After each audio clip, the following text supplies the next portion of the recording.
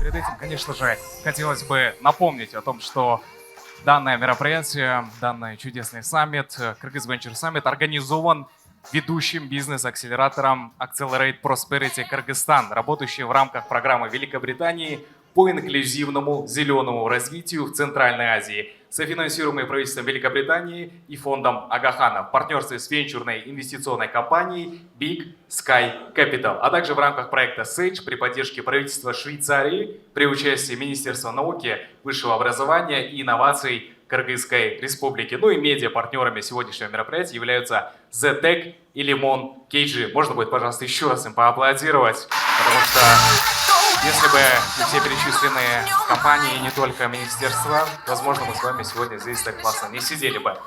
И хотелось бы объявить тему следующей нашей панельной сессии. Звучит она так: искусственный интеллект как источник возможностей Центральной Евразии. Как вы знаете, извиняюсь, звучит он чуть-чуть по-другому. Стратегия экзита корпораций как инвесторы и покупатели. Как раз-таки на второй панельной дискуссии мы с вами разберем о том, что пока стартапы думают о росте, инвесторы, конечно же, думают о доходности, но настоящая зрелость экосистемы определяется одними экзитами, как вы знаете. И хотелось бы сказать то, что мы разберем в этой панельной сессии, как в Центральной Евразии меняется роль компаний от наблюдателей к активным инвесторам, венчурным строителям и покупателями стартапов. И приглашаем на сцену модератора нашей второй панельной сессии, именно странового директора Accelerate Prosperity Джилдыз Исабекову. Под ваши бурные аплодисменты.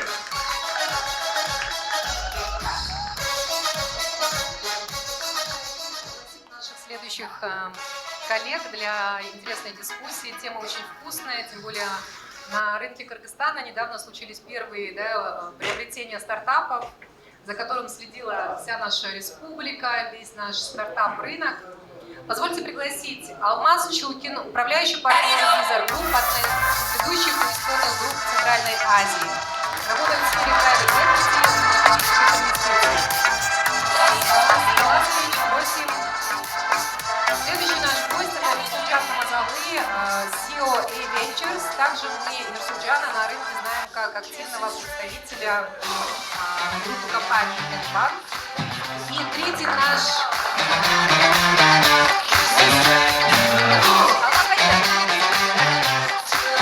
гость Бакай Джунушев.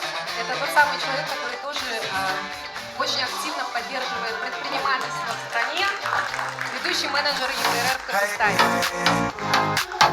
Дискуссия очень интересная. Я очень надеюсь, что мне удастся выполнить свою роль хорошо, потому что я знаю, что Алмаз Таласович лично очень скептически отзывался неоднократно про венчурные портфели Центральной Азии. Мирсулджана мы все не могли выпытать в личных разговорах про его сделки. Я надеюсь, что сегодня наша дискуссия поможет приоткрыть эту завесу, посмотреть со стороны как стартапа, так и большей части, наверное, покупателя этих стартапов, на что смотрим, какие метрики интересуют корпорации и почему корпорации иногда предпочитают идти в разработку, заполоняя свои этажи своих крупных бизнес-центров разработчиками. Хочу также особо отметить Бакая. Бакай уже не первый год курирует большую инициативу ЕБРР, Европейского банка реконструкции и развития, в части поддержки технологических стартапов. Проект называется программа Star Venture, и я знаю, что по Центральной Азии это уже, наверное, третий-четвертый год пошел в Центральной Азии. В Кыргызстане это второй раунд, недавно мы прошли отбор. И своими чеками на техническую поддержку, своими чеками на инвестиции в МСБ, я думаю, Бакай и его команда задают такие очень высокие стандарты, потому что если мы раньше оперировали небольшими чеками для МСБ и стартапов, то сегодня мы максимально их увеличиваем, и тем самым Бакай сегодня поделится своими критериями отбора этих самых стартапов. Алмаз Таласович, представитель Визар Групп, уже известный на рынке Кыргызстана как председатель совета директоров очень известного банка О-банк.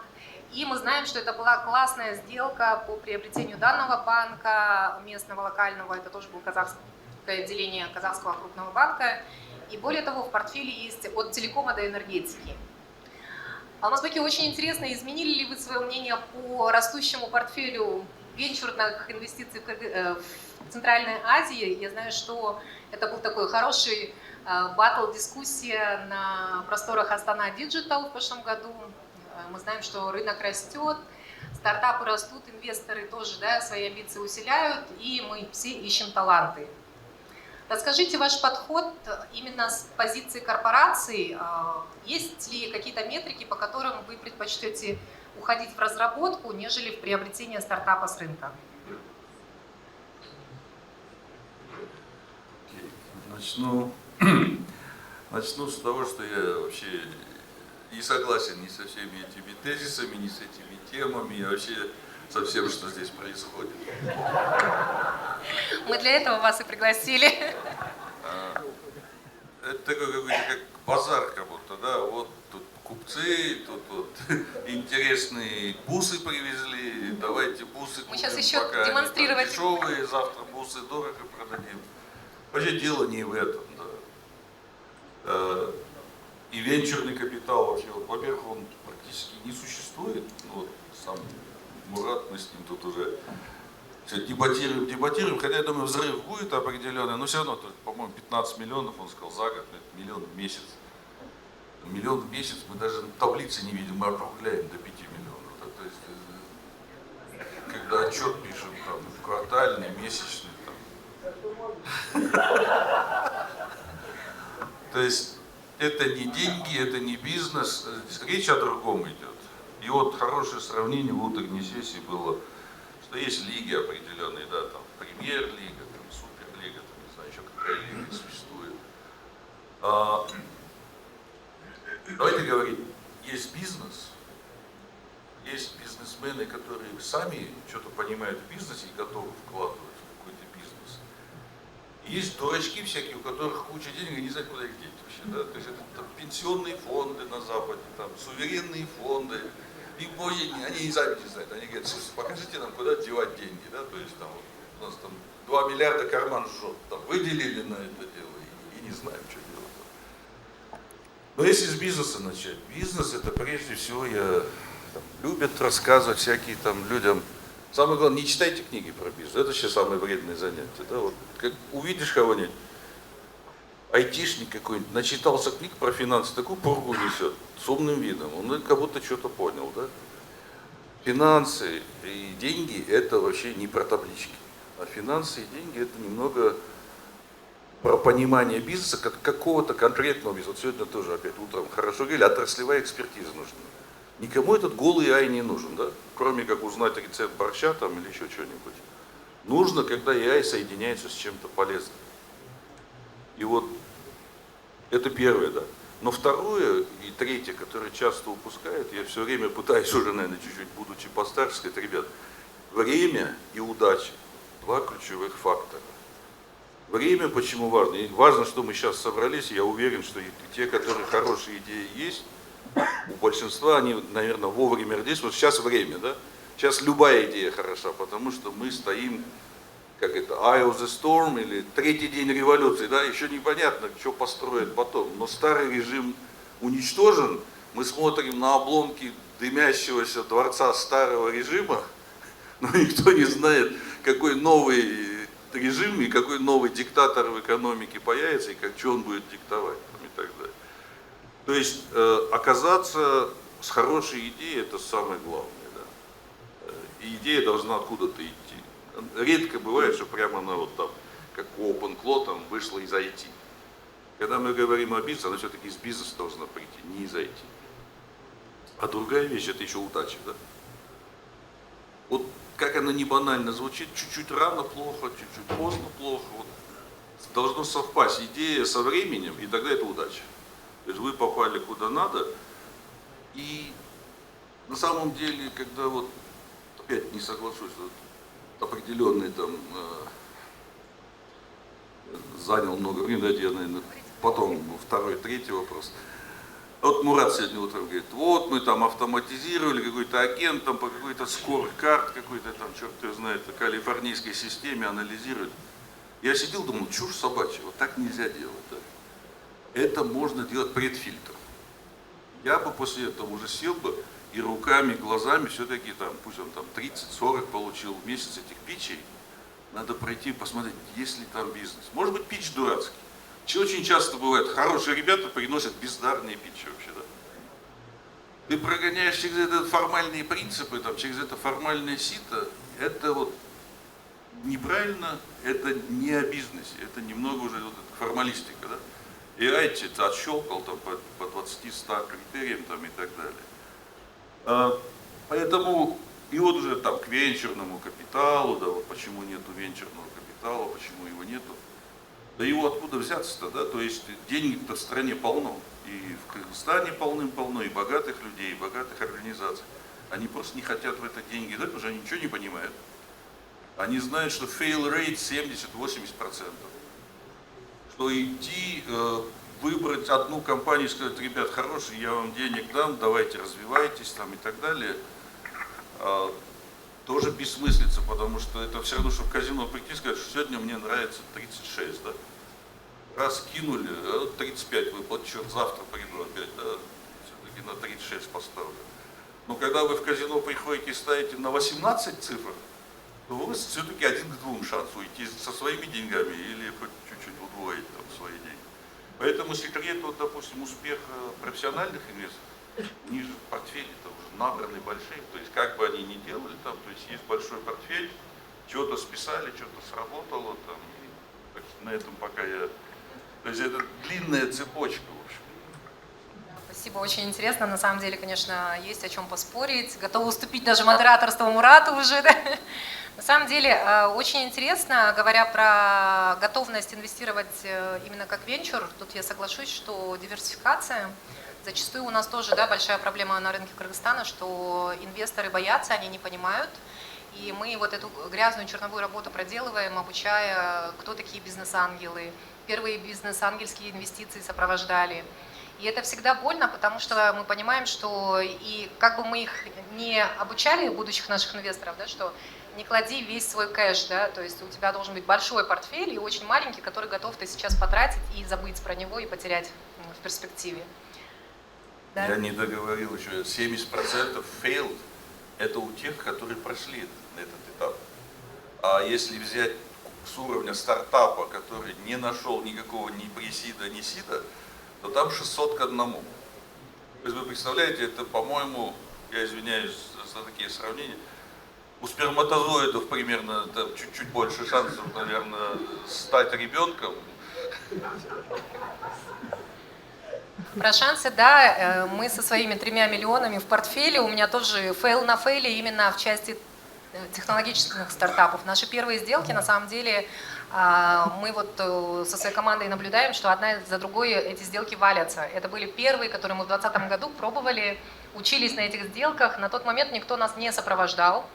Мы пробовали, мы пытались сами структурировать эти сделки, и на сегодня видим, да, что кто-то выжил, да, есть выжившие, мы продолжаем в них верить, но уже определенно у меня есть кладбище стартапов, которые у нас умерли у нас на глазах, у нас на руках с нашими деньгами. Но это тоже про риски. Я, наверное, следующий вопрос, с вашего позволения, адресую Мирсулджану, который как раз-таки с позиции рисков, наверное, да, тоже смотрел и отбирает стартапы на рынке. Мирсулджан, почему ряд стартапов, которые вы приобрели, что натолкнуло вас, да, как корпорацию, идти в приобретение, когда вы могли со своей командой огромной, мы знаем, да, что у вас целое направление есть разработчиков, целая команда, не пошли это с нуля разрабатывать?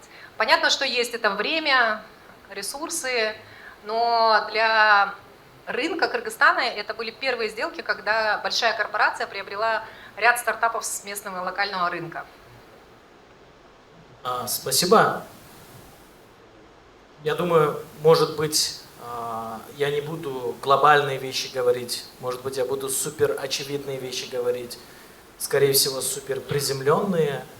По большому счету, мы сами не корпорация, мы стартап, просто ставший большим, который из 200 тысяч клиентов вырос до почти 4 миллионов за несколько лет, и это все за счет технологии. Сегодня Это самое большое МАУ в Кыргызстане, самое лучшее по частотности DAO в Кыргызстане. 7 из 9 человек каждый день несколько раз открывает и пользуется нашим суперапом. Да? Поэтому каждое последующее решение, оно тоже ориентируется не с точки зрения того, что вот мы хотим в венчурку поиграть, хотим инвестировать, или какие-либо другие. Мы только смотрим с позиции того, что мы хотим. Нам интересно, что в стране нашей, да, более 7 миллионов населения, мы хотим, чтобы каждый день все, что ему нужно, получал у нас. И исходя из этого, мы идем в сделки. В зале, к сожалению, нет людей, с кем мы сделали сделки, потому что после сделки они пошли работать.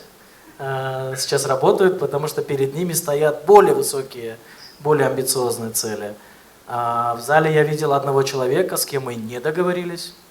Хороший парень, хорошая компания, стартап, который бы нас дополнил. Да? И, соответственно, если смотреть, то есть получается, вот мы создаем экосистему вокруг действующей, быстрорастущей финансовой системы. И в этом формате какие-то вещи мы сами создали. Например, M-Travel изначально мы сами создали. Потом пошли в инвестиции. Фаундер с нами остался. И мы сейчас вообще номер 1, 1,5 миллиона билетов в год продаем. Это travel, да, самый масштабный. То есть для нас что здесь важно? Что да, мы можем поиграть, завтра хвастаться, что мы сами создали, а мы на самом деле хвастаемся, что в нашей команде крутые фаундеры, которые сами создали, а объединившись с нами, они выросли в 10 раз. Аналогичная история с классифайдами, аналогичная история с билетным оператором, с цифровыми решениями ЖКХ, в которые мы как инвесторы зашли. В первую очередь мы хотим, чтобы фаундеры остались с нами и лидили, и управляли, потому что самая большая боль, конечно, это человек, это управленец, предприимчивый, стартапер, который готов дальше управлять. Да? В этом огромная боль в Кыргызстане.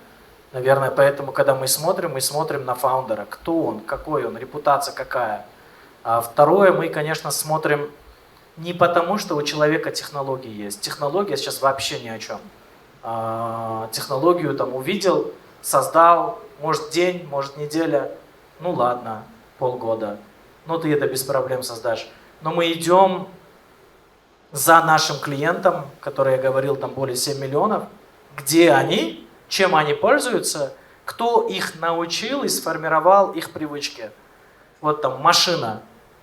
Я не знаю, я машину хочу купить. Да, я размещу на машина KG. Значит, опыт есть. Селлеры есть. МАУ есть. Кроме банковского эпа, мы почти половину отдельно еще МАУ создаем, да, за счет экосистемы. Поэтому, наверное, мы в первую очередь идем, где наши клиенты привыкли что-либо делать. Смотрим, окей, насколько часто, насколько реальную ценность дает. Исходя из этого, принимаем первое решение. Дальше мы, конечно, идем, куда это может вырасти в рамках нашей синергии, потому что мы не только даем деньги, мы даем много чего. Вот если вам нужна, я не знаю, магазинчик открыть премиальных товаров, вы же его не будете открывать в Арчабишике, если у вас клиенты не там живут, да? Поэтому то же самое здесь. Кто идет, они понимают, где источник ручейка, где огромная масса людей каждый день с деньгами транзакцию делают. Это приложение банка.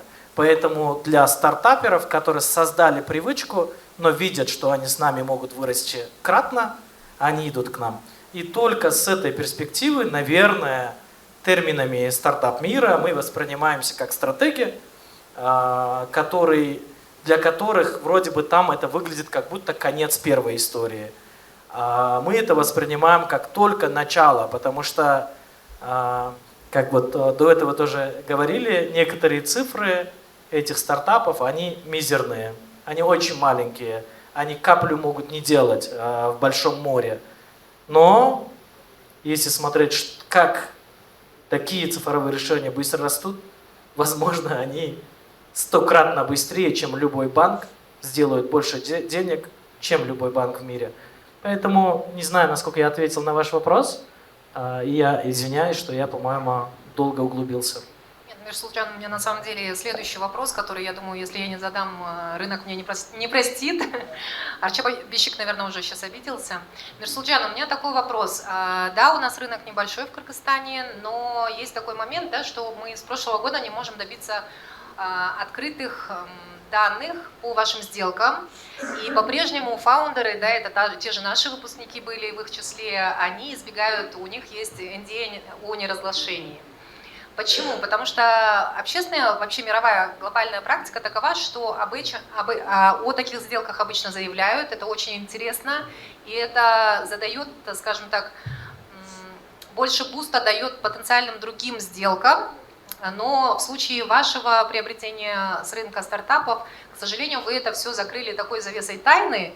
И я знаю, что сейчас всем присутствующим, по крайней мере, фаундерам стартапов, это очень интересно, нам в том числе, почему вы их обязываете не разглашать какие-то детали. Понятно, есть коммерческая часть, да, определенная, но почему вы еще не сделали официальных объявлений, не трубите об этом? Ведь это классные сделки, когда вы приобрели очень хорошие, качественные, работающие продукты с уже хорошей клиентской базой. Спасибо. Я дико извиняюсь, но я должна была это спросить. Мне кажется, первая причина, мы не хотим облажаться, потому что мы объявим о сделке, выставим период, когда ты интеграцию должен сделать, правильно его выставить, потом его показать людям. Куча ошибок происходит, это абсолютно разные. Или стартапы, которые мы зашли, они на самом деле на монолитных решениях, которые нам нужно полностью переписать. И у нас каждый раз мы изначально тоже думаем, о, это крутая новость. Ну кто в стране по такой оценке вообще делал инвестиции? Кто вообще в этой стране нашей покупал за такие деньги компанию, у которого реального ощутимого актива нету, да? Это все цифровые, никто. Но каждый раз думая, ой, давайте мы сейчас чуть-чуть отшлифуем, а потом время проходит, и никто дальше вопрос не задает. Поэтому, наверное, это первое. У нас тоже нет интереса, чтобы это все прятать. Это должно вдохновить каждого фаундера, каждого члена команды, да, что завтра мы можем вот так оцениться. Но здесь у меня с двух сторон. То есть NDA всегда такой реверсивный у нас, да.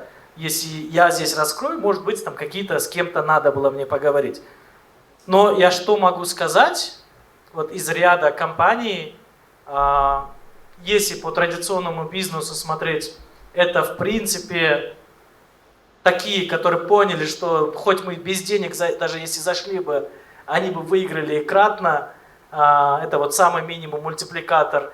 И те, которые и это поняли, но все равно захотели очень хорошо, это в принципе там от 3 до 13-14 multipliers, да, к EBITDA. Понятно, что где-то это может быть супер дорого, а где-то это может быть супер дешево с учетом того, где мы находимся. В Кыргызстане этого рынка такой оценки нет. Но мы смотрим, что в будущем можем получить. Я думаю, я пока такой ответ могу дать. Ты открыл завесу, как минимум. Спасибо, Мирсултан. Бакай, это ваша программа, она задала новый тренд в усилении потенциалов основателей. Если, допустим, мы в первой когорте на Star Venture, нам удалось, да, из 12 отобранных стартапов, 8 было наших выпускников EP, и я знаю, что в этом году у нас прошел только один стартап, это был региональный отбор от Кыргызстана, прошла только одна компания, и требования и критерии очень сильно усилились. Я знаю почему, но вот расскажите, как это, на ваш взгляд, со стороны EBRD, да, что изменилось в наших фаундерах, при ваших критериях, отборах, что дала ваша программа и как усилила? Спасибо. Здравствуйте всем участникам. Большая честь здесь выступать вместе с другими спикерами. Я могу сказать, что Европейский банк реконструкции и развития – это действительно корпорация, большая корпорация. 30 плюс стран, практически 40 стран операций. В этом году еще добавляются страны. И в этой корпорации действительно есть очень большая сложная структура, где, наверное, тоже есть место каким-то стартапам. Но вот как раз выделенная программа, которая действительно работает только со стартапами, это наш Star Venture. Пару лет назад мы начали в Кыргызстане. Вот, как Джилдыз отметила, у нас 6 стартапов, которые были отобраны в первой когорте. Это NGI, здесь находится Олег, тоже можете с ним познакомиться. AKLI, MyStory, Finbook, Cash2You и Dolan Systems. Половина из них AI-ные, в то время так как бы нужно было говорить, что это AI стартап. А сейчас, как бы, я так понимаю, что тренд такой, что AI это везде. Если нет AI, то это не стартап. Мы проделали большую работу, мы отправляли их в 26 или сколько там поездок, в 20 поездок, наверное, для того, чтобы они познакомились с другими рынками, с венчурными финансистами, с инвесторами, посмотрели на других каких-то стартапов. Это практически большинство из поездок были в Соединенные Штаты. Мы поддержали также работу их с консультантами для того, чтобы они усилили там свои продукты, свои структуры. И мы очень тесно партнерились с Accelerate Prosperity, High Technology Park. Вот весь список того, через что они прошли, это была бизнес-диагностика, это было менторство, консультационные программы, международные поездки и помощь в питчинге, да, для того, чтобы они смогли найти себе инвесторов. И некоторые из них нашли по результатам первой группы более 440 тысяч евро эти компании смогли рейзить. И, наверное, некоторые из них это действительно от корпораций. Да? Все эти компании, которые вот перечислены, они сейчас очень активно работают. Я думаю, что некоторые из них даже, может быть, претендуют на то, чтобы такие корпорации, как Мбанк, тоже рассмотрели, потому что у них есть очень интересные решения, которые могут масштабироваться не только в Кыргызстане, но и за рубежом.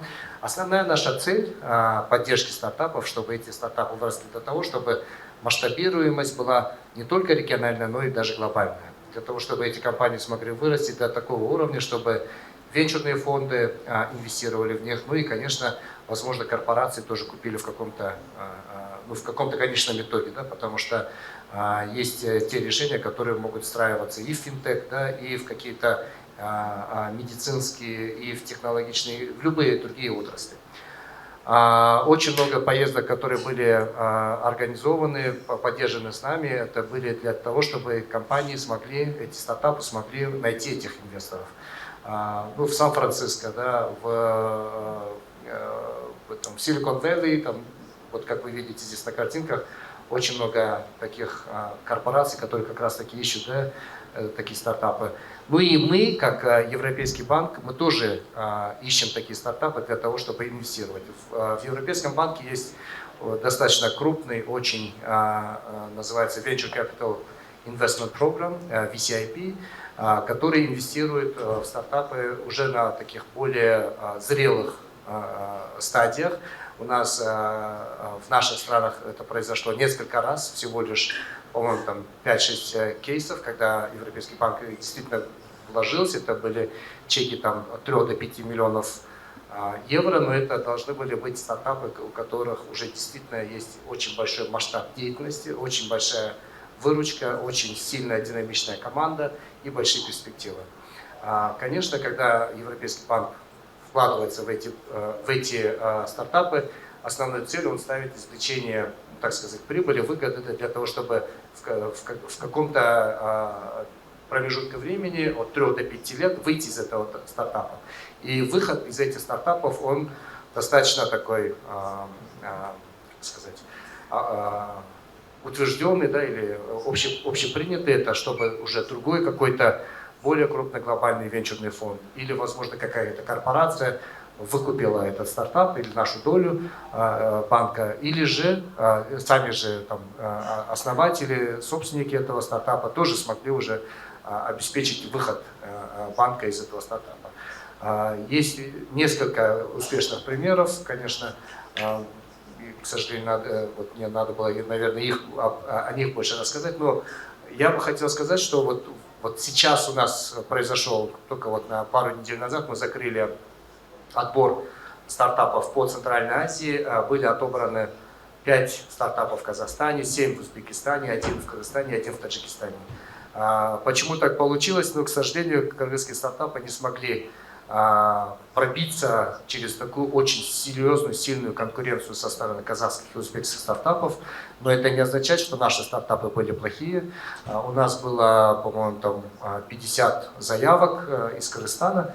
Они все были хорошие, очень многие были действительно сильные, но, возможно, ну и я могу сказать однозначно, что по сравнению с предыдущей группой стартапов, эти тоже были на порядок выше, на порядок подготовленнее, профессиональнее, потому что даже элементарно, да, там, навыки питчинга на английском языке, не все умеют это делать, но вот сейчас уже все стартаперы это знают, это умеют, это просто какая-то базовая встроенная функция, это не надо уже говорить, что вы должны готовиться на английском, выступать и так далее, это просто, как сказать, то же самое, что и владеть компьютером. Да?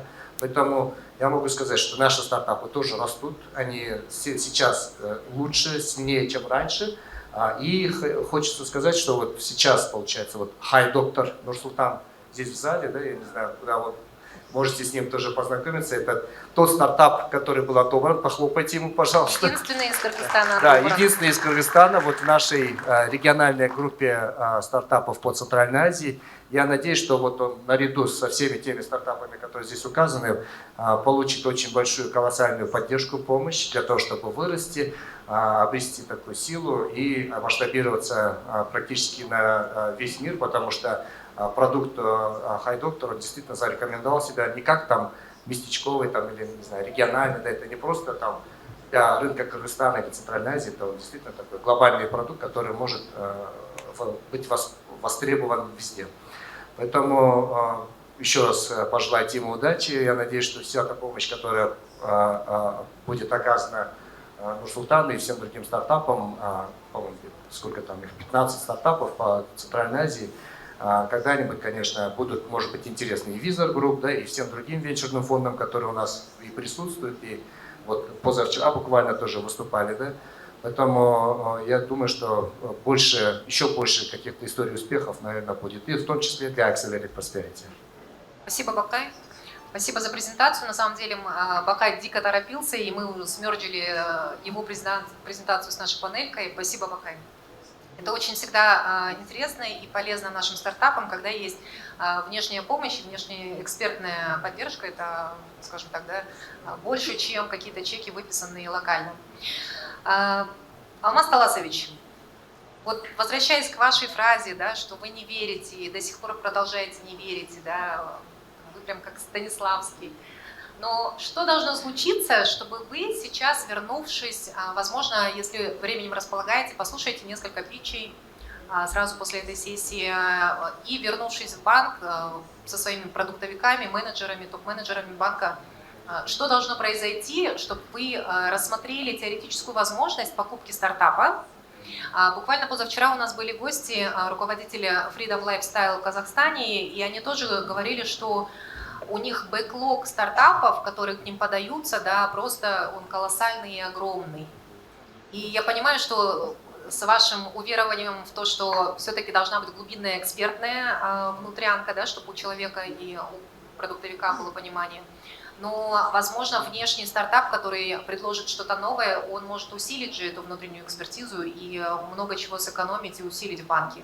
Мы буквально позавчера вместе с коллегами тоже рассматривали статистику того же Freedom, где они при частичной покупке стартапа, когда они брали в команду фаундеров, они усиляли, не только сокращали операционные какие-то вещи, да, но они дико усиляли выручку того же банка.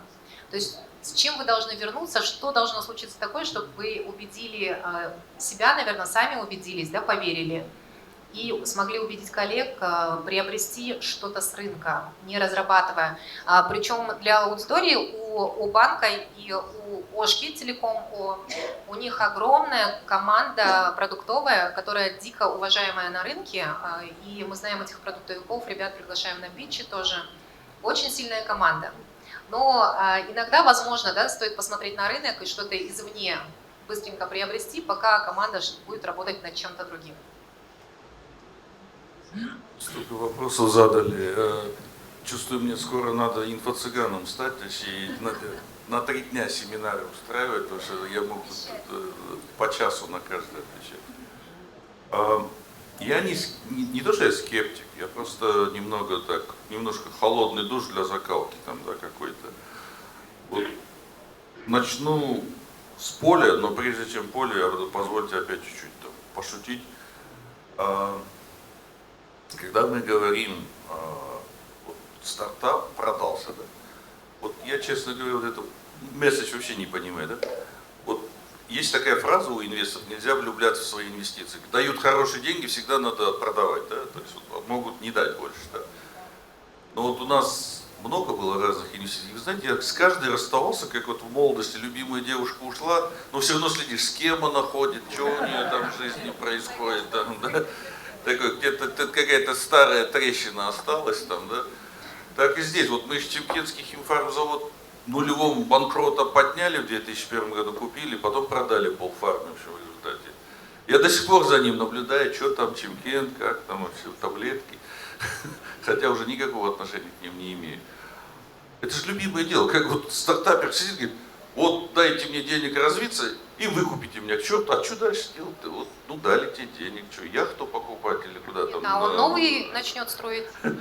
Ну, не всегда. Вы знаете, золотые идеи не так, что прям золотым дождем сыпятся там на каждую голову. Бывает в жизни одна идея, и все, а потом человек выдохся. И опять, время удачи, он опять не в тот момент, не с той идеей окажется, там или здесь. Но вот говоря профессиональным языком, да, вот, допустим, мой уважаемый коллега там с банка, да, они же никакой не венчурный фонд, они стратегии. То есть они выбирают компании, потому что отвечают их стратегическим задачам, там, целям. Это один подход. И мы не венчур, да, поэтому нас уговаривать стать венчуром, можно меня уговорить с личных денег. Там, давай, и вот Мурат меня уже почти уговорил. В ангелы записаться для начала, а потом чуть-чуть там пару миллионов дашь, я тебя, говорит, произведу в какого-то там младшего партнера. И с удовольствием, потому что он знает, что делать. А я-то ничего в этом не понимаю. А что я пойду, там, помидорный бизнес предлагает улучшить. Да ну ничего я в помидорном бизнесе понимаю, там, или еще в каком-нибудь. Надо понимать, к кому ты идешь. Да? Есть венчурные профессионалы. И даже венчурные профессионалы, они делятся на там очень разные рода войск. Вот опять, сегодня замечательно сесть с утра, если внимательно слушать, можно все понять было про венчурный. Вот он сдвинулся с сида, говорит, на пресид. Это очень сильная фраза была.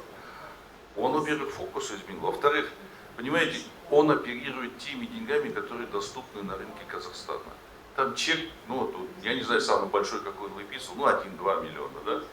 Потому что если успешный сид, вы уже где-то в 5-10 уходите, а если уже дальше, следующий этап, А, Б, С, Д, там все и так далее, то есть там нарастает, и вы там быстро уходите, 20 миллионов, а вы готовы 20 миллионов чек написать на одну компанию? Уже как-то ломает, да, то есть тут уже большие ребята приходят с Уолл-стрита, у которых миллиард, для них 20 миллионов это меньше. Ну, в общем, толь процент, толь сколько, я сейчас порядок цифр, миллиард 9 нулей, убираем 2, 7 нулей, да. То есть 1% это 10 миллионов, 20 миллионов это 2% только, да. То есть степень риска для них совсем другая, они готовы там 20-миллионные чеки выписывать, поэтому там уровни разные. Что я хотел, да? Ну вот как снова уверовать и поверить, что стоит купить стартап? Не, веровать, вот, возвращаюсь опять, веровать надо в себя, веровать надо в команду. И опять, переходя на профессиональный язык, я немного, поскольку стыдно среди айтишников сидеть, так я хоть на свою площадку иду, на финансовую, да? вот, чтобы сказать, как я вижу вас, да, вот я не один раз встречался, вот приходят ребята, да, я вам один маленький секрет Виза расскажу. Виза очень простой секрет, почему мы были успешным бизнесом. Мы когда в 90-е годы в эту сферу вообще случайно попали, здорово тогда еще, мы тогда поняли, что во всех развивающихся странах, Кыргызстан, Казахстан, неважно где, недостаток внутреннего капитала. Потому что внутренний капитал в стране – это сбережение населения и остатки на счетах юрлиц. Ни того, ни другого в развивающихся странах особо нет. Да? В Казахстане значимая цифра, уже там десятки миллиардов, но они все равно все освоены банками уже. Свободных денег, которые вот сбережены в стране и вложены куда-то, свободный капитал, его нету толком. Поэтому что происходит? Мир разделился на две части. Тем, кому нужен капитал, то есть тут мы все как стартапы. Кыргызстан это стартап по отношению к США. В США полно денег. И надо как-то эти деньги вытащить капитал оттуда. И вот то, что мы стали делать, мы стали как бы bridge между local opportunities и international finance. И поскольку мы финансисты, мы сразу на глаза, на любой проект смотрим глазами финансистов. Если ко мне кто-то заходит, я первое думаю, я смогу этот проект финансировать или нет. Если я не могу финансировать, разговор окончен. Не о чем разговаривать. Потом пришел один парень знакомый, говорит, вот отличный проект, угольные месторождения, смотри, сколько у меня прибыли. Я говорю, спасибо, до свидания. Потому что к углю в мире произошло полное там. Миллиарде сидит, они скажут, что на угольный проект они сразу с двери закрывают и говорят, до свидания, у нас зеленая повестка дня. Все. Я говорю, я тебе желаю успеха, получай свою высокую прибыль, но она не инвестируема, она не интересна никому в мире, кроме тебя. Продолжай, пока этот уголь покупает, продолжай его делать.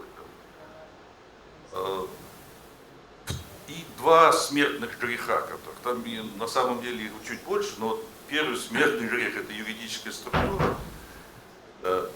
Допустим, 7 из 10, вы не поверите, ребята, те, кто начинает бизнес, на первый вопрос не могут дать. Я говорю, вы кто вообще? Ну, нас вот 3, 5, 2 остыли, отошли, 3 вот продолжают работу. Я говорю, а по структуре собственности вы их убрали? Нет, мы их еще не убрали, это формально мы там все вместе. Я говорю, все, ребята, идите отсюда, идите перепишите устав, перепишите доли, потому что если вы приходите с непонятной структурой собственности, разговор окончен, да я не пройду двери банка. Меня legal department выкинет оттуда, сразу скажет, кому мы даем деньги? Непонятной группе людей, которые кто-то активен, кто-то пассивен. Дальше второй вопрос начинается. Сколько у вас есть денег? Окей, 500 тысяч, допустим, нашли где-то. Хорошо. Вот у вас burn rate. Burn rate $100 000 в месяц. Хорошо. Какой план на год? Вот мы в мае, как раз, когда у нас деньги кончатся, мы запустим продукт, и дальше мы пойдем искать новые деньги. Опять, до свидания. Потому что, ребят, вы к маю, как ракета, которая собралась на орбиту, у вас баки пустые, к маю будут. Вы рухнете. Если вы мне сейчас предлагаете что-то там 20% за какие-то деньги, я кому в мае приду, я у вас 90 заберу за половину этих денег. Вы на коленях придете, да, потому что вы не посчитали финансовый план свой вообще, да. Да. Влияние. То есть вы поймите, что вы играете в игры с волками. Никаких добрых дядь, теть и миллиардичных венчурных фондов, которые будут вас ласкать, акселерировать, там, возить по разным Мы странам. добрые, альтруисты. Дальше волки идут финансовые. То есть и надо с самого начала понимать, на что вы ориентируетесь, куда вы идете. И самое главное, свою идею верить. Я уверен, что у вас есть светлые идеи, есть какой-то участок, который вы видите. И фокус должен быть на нем, и немножко побольше доверять тем, кто разбирается. Не пытаться самим во всем разобраться. Потому что последние шутки, на которые я закончу, шутка тоже, ну в каждой шутке. Я терпеть не могу фаундеров. Я говорю, фаундеров надо расстреливать как можно раньше. Как только сид прошел, фаундеров надо выкинуть вообще, да? Потому что дальше идет коммерциализация. Жесткие Потому что мир фаундер корпорации. ходит, путается с амбициями своими, говорит, что надо делать там и так далее. Ну, вы поняли, да, стартапы, которые сегодня питчем следующему нашему спикеру. Алмаз Таласович очень классно у всех нас удостоверил, что у него классная продуктовая команда, разработчики, все у них хорошо. Спасибо огромное. На самом деле, вот возвращаясь, да, про Жесткие переговоры, оно так и есть. Лично мы недавно отжали залоги и уже реализовали за месяц.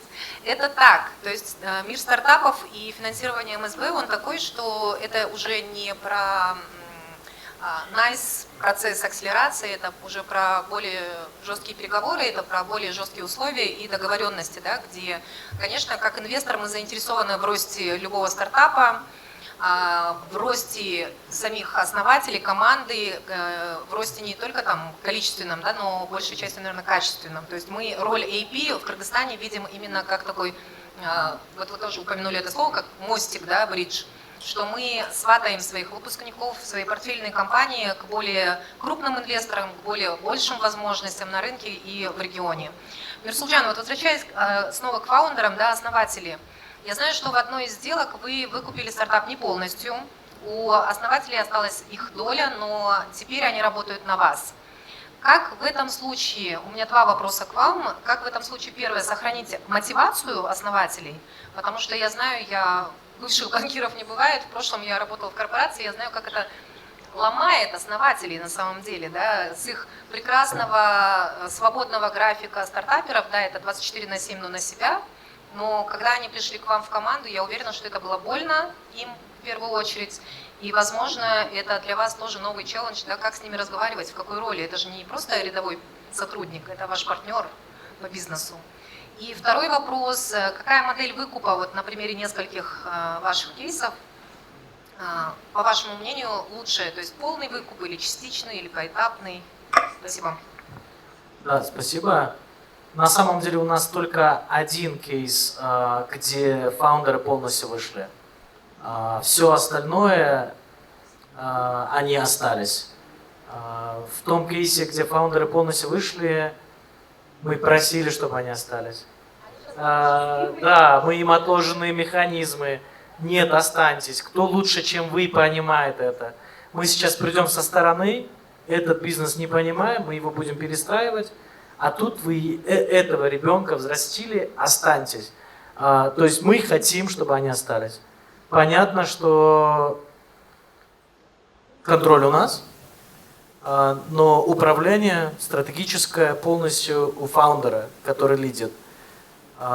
Третье, наверное, на самом деле, вот куда мы зашли, это же у нас же не рынок Кремниевой долины, да, когда ты делал этот стартап, потому что ты понимал, что ты юникорном станешь, вот распродал, потом в венчурку будешь дальше вкладывать, я не знаю, что-то другое делать или другой стартап.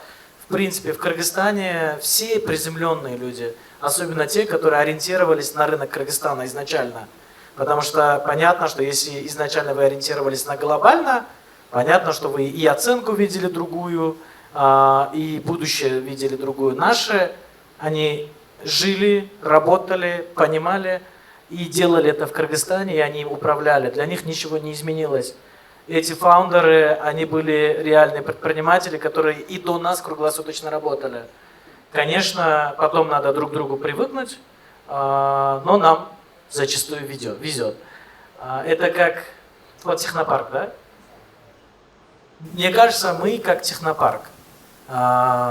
Крутые условия, все есть. Тут, я не знаю, может не все знают, тут даже спальные капсулы есть, душевая есть.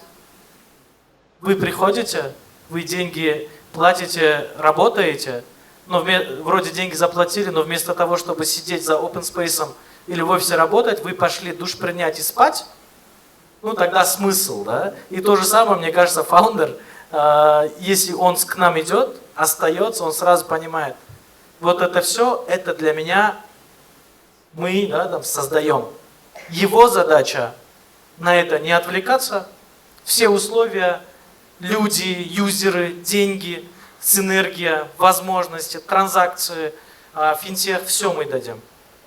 Его задача просто их взять, организовать, добить и выстрелить. Поэтому они остаются, поэтому они управляют этими бизнесами. Хоть они и фаундеры, хоть они и акционеры, у них KPI, они должны выполнять свой KPI. Мы понимаем, что мы чуть менее пассивные, а не активные, у них зарплата есть. То есть абсолютно И фаундер, и управленец, он идет. И все. Так, спасибо, Мирсулджан. Я думаю, для многих основателей стартапов в зале это очень такие интересные посылы, да, каждый, я думаю, инсайт получает, потому что я знаю, что среди ребят есть те, которые прям грезят продаться тебе. И вот второй вопрос все-таки, да, по опыту этих сделок, какой выкуп для вас предпочтительнее? Нам очень предпочтительно, чтобы фаундер остался. Мы, в принципе, супер комфортные. Если у нас 51, у нас очень большие цели на будущее, поэтому мы хотим, чтобы продукты компании, куда мы входим, чтобы мы их на своем балансе могли показывать или на листинге тоже учитывать и показывать. Все остальное это уже там корпоративное управление, распределение, каким образом, когда, права, там, я не знаю, первая ночь и тому подобное. Это все стандартные, обычные вещи. Наверное, номер один – фаундер, команда, чтобы они остались, лидеры. Мы их сюда перевозим, к нам сюда в технопарк. Они супер рядом. У нас вся команда здесь, все рядом. И тогда вот в коридоре увидят кого-то из вас, может с вами запартнерятся, может вас хантят, или еще какие-то коллаборации. Да? По большому счету, изначально, когда тоже план этого технопарка, почему мы это сделали не только для себя, а вот создали этот амфитеатр, да, все офисы здесь, мы просто хотим быть рядом с вами на рынке, творцами. Мы любим фаундеров, да, мы любим провалившихся фаундеров, потому что если ты провалился, в следующий раз ты на своих ошибках будешь учиться. Мы любим фаундеров, которые создали успешный опыт, готовы еще создать. Вот я на днях человеку предлагал вообще с нуля абсолютно другое создать, потому что на другом рынке он крутую вещь создал. Мы можем это сделать. Просто, мне кажется, люди, команда и вот эта энергетика нам нужна. Я, наверное, на этом закончу, чтобы чуть-чуть вдохновительнее было, да? Спасибо. Спасибо, Мирсулджан. На самом деле, мне кажется, мы сегодня не до конца ушли в свою начальную тему, в стратегию экзитов, да, но тема большая, емкая, и в силу специфики наших панелистов, я думаю, мы ушли больше, наверное, с точки зрения корпораций, посмотрели на это все. Коллеги, я вас благодарю. Я знаю, сколько стоит час времени каждого этого человека, поэтому я вам очень признательна, что вы не отказали, нам пробыли с нами практически весь день. Вам всех успехов, большого роста в вашем бизнесе. И я очень надеюсь, что вера в стартапы, в венчур все-таки она будет укрепляться у нас на рынке и среди корпораций. И сегодня я была приятно удивлена, когда встретила коллегу-банкира, сейчас он председатель банка, говорит, пришел слушать питчи. То есть для бишкекского кыргызского рынка, когда председатель пришел и заявил, что он пришел слушать питчи стартапов, это прям для меня сегодня это вау-эффект был, потому что мои другие коллеги, которые классические банкиры, да, ну, они редко приходят вообще на наши ивенты, даже я лично многих приглашаю, но они еще в своем таком старом классическом банкинге. И я прям очень признательна коллегам, которые сегодня обещали остаться, послушать наши стартапы на прожарке. И я думаю, что это очень хорошие тренды. Мы задаем классные тренды благодаря нашей экосистеме, благодаря нашим партнерам. Коллеги, благодарю. Спасибо за сессию. Огромная признательность. Спасибо большое. Я забыл самое важное, зачем я вообще пришел. Это не просто выступить, да? Я извиняюсь, что в конце обратно. Вот мое имя, Мирсулджан, да, через J на латинице, это я везде, и Telegram, и Instagram, Facebook, для того, чтобы у вас был прямой контакт. Если вы считаете, что ваша команда, ваш продукт хочет и готов, и реально может, у вас уже есть реальная история, пожалуйста, пишите. Если кто-то ищет суперкрутую карьеру, мы ищем CEO, CPO, COO, CCO, всех, которые начинаются на C, заканчиваются на O. Пожалуйста, тоже пишите. Мне кажется, когда мы вот создаем, вот я знаю, что в Украине раньше был Приватбанк, да, это вот примерно как мы с одной стороны, потому что на самом деле там вот эти все продуктовые команды создались, и все последующие стартапы корнями уходят в Приватбанк. Я знаю, в Казахстане тоже огромное количество последующих стартапов, они тоже имеют прямое влияние Каспия. Я абсолютно уверен, что у М-банка, нашей экосистемы будет также такое влияние, с одной стороны, а с другой стороны мы не закрываемся, мы хотим это все вместе с вами делать. Поэтому спасибо большое.